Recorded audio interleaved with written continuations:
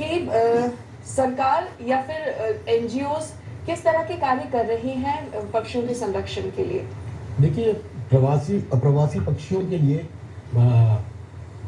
हिंदुस्तान में तो अभी सिर्फ एक ही बॉम्बे नेचुरल हिस्ट्री सोसाइटी है जो जो अप्रवासी आते हैं, पक्षी विदेश से आते हैं, बाहर से आते हैं, उनको उसके लिए वो लोग उन्होंने दो सिस्टम एक अपनाया। आजकल तो वो टैगिंग कर देते हैं, जो सैटेलाइट के माध्यम से उनकी निगरानी करते हैं और उनके पैरों में एक रिंग पहना देते हैं।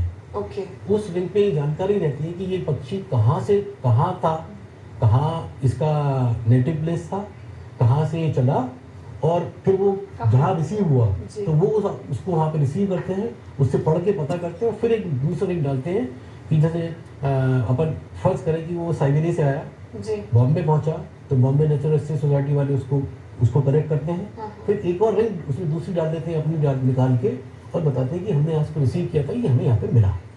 इस तरह ये लोग सर ये रिंग कैसे डालते होंगे? क्या पक्षियों को पकड़ के फिर रिंग डाली जाती है तो इससे उन्हें कोई नुकसान या कोई तकलीफ? बिना हार्म किए जी।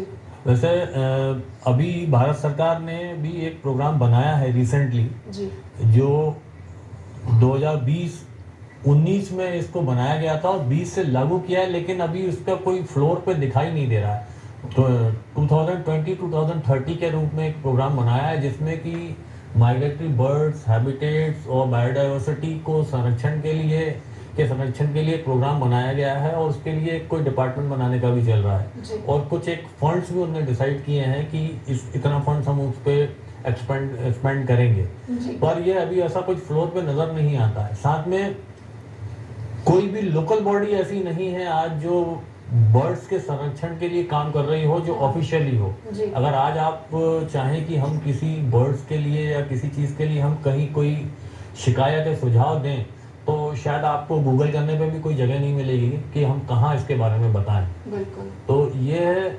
और दूसरी चीज़ ये है कि आज की तारीख में बर्ड टूरिज्म एक बहुत बड़ा रोजगार का माध्यम बन चुका है क्योंकि बर्ड टूरिज्म बर्डिंग लोग बहुत कर रहे हैं, बर्ड वॉचिंग बहुत कर रहे हैं, फोटोग्राफी बढ़ गई है और फोटोग्राफी अगर आप एक अच्छा फोटोग्राफ खींच लेते हैं तो आप इमेजिन नहीं कर सकते हैं कि आप उससे कितना कमा सकते हैं। ये हकीकत है और ये एक रोजगारोन्मुखी एक प्रोफेशन बनता जा रहा है। अगर इसको प्रोफेशनली और सीरियसली किया जाए तो ये बहुत अच्छा एक माध्यम बन सकता है रोजगार का। सरकार को भी इस विषय पर ध्यान देना चाहिए पर साथ साथ हैबिटेट बिल्कुल हैबिटेट बचाते हुए सरकार को और हम सभी जनों को भी ध्यान देना चाहिए ताकि हम पक्षियों को नुकसान न पहुंचाएं। जब दूसरे देश से पक्षी हमारे देश में आता है तो हमारे लिए गौरव की बात होती है कि हम किसी दूसरे देश के पक्षी का स्वागत करते हैं। उनकी सुरक्षा का ख्याल हमें को तो रखना है, जैसे हम आम लोगों का सुरक्षा का ख्याल रखते हैं वैसे उनकी सुरक्षा का ख्याल। आपको जानकर हैरानी होगी कि करीब 10,000 के ऊपर प्रजातियां विश्व में पक्षियों की मौजूद हैं जी और भारत में उनमें से करीबन 1350 प्रजातियां पाई जाती हैं जी। क्या बात? जिसमें से 270 प्रजातियां रेयर बर्ड्स में आती हैं। उसमें से भी 73 करीब विलुप्त होने की कगार पर है। यानी कि उनका ख्याल अच्छे से हाँ मतलब लगभग खत्म है, जिनमें स्टॉर्क्स हैं, क्रेन्स हैं, वल्चर्स हैं, आपके इंडियन गेट बस्टर्ड है, ये लगभग खत्म है जिनके बारे में अब आपको सिर्फ फोटो में ही वल्चर्स भी आज की तारीख में 98% वल्चर्स खत्म हो चुके हैं। इनको हम प्रवासी तो नहीं कह सकते लेकिन वल्चर इंडिया में 9 तरीके के वल्चर मिलते हैं। ये इंटरमीडिएट ये स्थानीय प्रवासी पक्षी हैं जो इंडिया के अंदर ही प्रवास करते हैं, अलग-अलग स्टेट्स में जाते हैं। हाँ, तो स्थानीय प्रवासी पक्षी हो गया, एक प्रवासी पक्षी हो गया। तो ये 2 तरह के प्रवासी पक्षी होते हैं जो इंटरस्टेट या एक स्थान से दूसरे स्थान पे मूव करते हैं, चाहे वो डिवीजन में ही हो या कंट्री में हो, तो वो आपका स्थानीय प्रवासी कहलाते हैं। जो बाहर से आते हैं वो आपके प्रवासी पक्षी कहलाते हैं। बिल्कुल। तो सर अगर हम भोपाल में देखें सर तो कितने तरह के पक्षी भोपाल में आना पसंद करते हैं, मध्य प्रदेश में आना पसंद करते हैं और यहाँ की खास बात कौन सा खास पक्षी है? देखिए ये सवाल तो बहुत मुश्किल सवाल है बता पाना कि कितने पसंद करते हैं और कितने ना पसंद करते हैं। पर फिर भी भोपाल में करीब 250 से 300 प्रकार के विभिन्न प्रकार के पक्षियाँ मिलते हैं और जिसमें से बाहर से आने वाले भी स्थानीय पक्षी भी बहुत हैं। बिल्कुल। ऑफिशियली तो जो रिकॉर्डेड बोला जाता है, जो अभी तक रिकॉर्डेड हैं, हाँ हाँ सो कॉल जो संस्थाएं बर्ड काउंट्स करती हैं, उसके अकॉर्डिंगली 170-180 प्रजातियां भोपाल में पाई जाती हैं और करीब करीब 30 से 35 प्रवासी पक्षी भारत में भोपाल में आते हैं। बिल्कुल। पर कहते हैं ना कि प्रत्यक्ष को प्रमाण क्या, हम लोगों ने दोनों ने ही करीबन 250 के करीब प्रजातियों की पक्षियों की फोटो भोपाल शहर और भोपाल के सराउंडिंग में क्लिक की हुई है। जी क्या तो बात हम ये कह सकते हैं कि 250 से, जो सर अरुण जी ने बताया, 250 से 300 प्रजातियां हम्म। भोपाल में पाई जाती हैं या प्रवास करती हैं।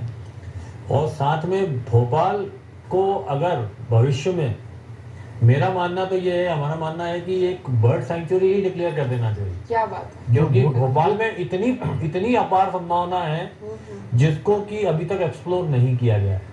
उसको हैबिटेट को बचाते हुए, गांव वालों को साथ लेते हुए, उनको एक छोटा सा एक ट्रेनिंग प्रोग्राम दे के, उनको समझा के, गाइड बना के उनको रोजगार भी उपलब्ध कराए जा सकते हैं।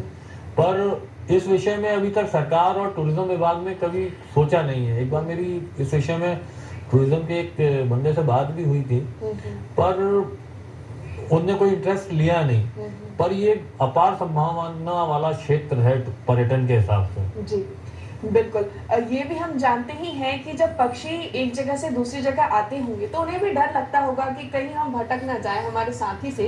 तो इस क्षेत्र के लिए वो लोग क्या करते होंगे, कैसे एक दूसरे का पता लगाते होंगे? देखिए, पक्षियों का भी एक जीपीएस सिस्टम होता है। जैसे आप और हम भी कहीं जाते हैं, हम तो अभी जीपीएस के थ्रू जाते हैं, लेकिन आप कहीं जाते हैं तो आपको एक इंट्यूशन होती है कि मुझे वहां जाना है। ऐसे ही पक्षियों का, पक्षी एक्चुअली जब मूव करते हैं तो वो सन, स्टार और अर्थ के मैग्नेटिक फील्ड से रिलेट करके वो लोकेशंस को आइडेंटिफाई करते हैं। जी। इनकी बीक और जो ब्रेन के बीच में एक नर्व होती है जो कि इन सब चीज़ों को कोऑर्डिनेट करके उनको डायरेक्शंस बताती है। ओके। कई पक्षी, और हर पक्षी में थोड़ा अलग अलग तरीके की चीज़ें होती हैं। कुछ पक्षी अपने मेमोरी से, कुछ आँख से साइड करके ध्यान रखते हैं। पर यूजुअली जो देखा गया जाता है कि इनका जो बीक है, बीक से लेके ब्रेन तक एक नर्व होती है जो इन सब चीज़ों को आइडेंटिफाई करती है। और आपका अर्थ का मैग्नेटिक फील्ड हुआ, सन का लोकेशन हुआ, यानी कि टोटल जीपीएस उनके पास भी बिल्कुल। मौजूद रहता और है, आप और हमारे जो इंसान के बनाए हुए जीपीएस से कहीं ज्यादा अच्छा है। बिल्कुल। सर, जो कि समय की हमारे पास कमी है, इसलिए आज के कार्यक्रम को हम यही विराम देंगे। आप दोनों ने इतनी महत्वपूर्ण जानकारियां दी, बहुत बहुत धन्यवाद। अरुण साहब, चलते चलते क्या कहना चाहेंगे, क्या संदेश है आपका? मैं ये कहना चाहूँगा कि भोपाल में हमारे चारों तरफ बहुत प्रचुर मात्रा में पक्षियाँ हैं जी और सबसे बड़ी ऊपर वाले की जो देन है, हमारे पास भोजबेट लैंड है। जी इसमें सारस प्रजाति बहुत अच्छे से फल फूल रही है और इसे सारस सेंचुरी डिक्लेयर कर दे गवर्नमेंट तो हमारे और सबके लिए बहुत ही अच्छा रहेगा। क्या बात है सर, आप क्या कहना चाहेंगे संक्षिप्त में?